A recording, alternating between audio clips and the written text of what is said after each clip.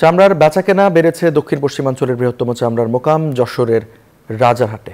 তবে দাম নিয়ে ক্রেতা বিক্রেতার মধ্যে রয়েছে মিশ্র প্রতিক্রিয়া। ব্যবসায়ী বলছে যে পরিমাণে চামড়া হাটে আসার কথা ছিল তা আসেনি। বিক্রেতারা ভালো দামের আশায় ধীরে ধীরে চামড়া আনছেন হাটে। আবার রয়েছে মানসম্পন্ন চামড়ার সংকট। যশোর থেকে বুলবুল শহীদ খান হিমেলের পাঠানো তথ্য ছবি নিয়ে ডেস্ক রিপোর্ট। ক্রেতা বিক্রেতার ভিড়ে জমজমাট যশোরের রাজারহাটের চামড়া হাট।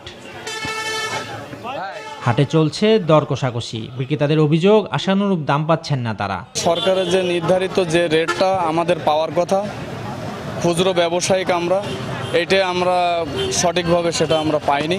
খরচা পয়সা হিসেবে আমার 15,000-20,000 লস হয়। যে মাল গেল বাজারে দেখে গেছি 1400-1500 টাকা বিক্রি, সে মাল এখন 1800-900। লবণের দাম অতিরিক্ত বৃদ্ধি, তার জন্য অনেক সমস্যা, আমাদের অনেক লস যাচ্ছে। বিশ্বমানের থার্মিক্স রড, সালাম স্টিল থার্মিক্স, দেশের একমাত্র থার্মিক্স রড। যদিও ক্রেতাদের দাবি চামড়ার মান অনুযায়ী দাম দিচ্ছেন তারা।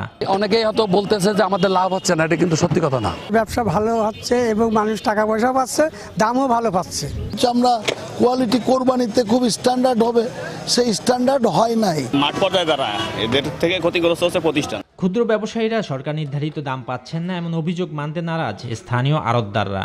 আমরা যে দামে মাল কিনছে তাতে সরকার নির্ধারিত দামে মালটা খরিদ হচ্ছে।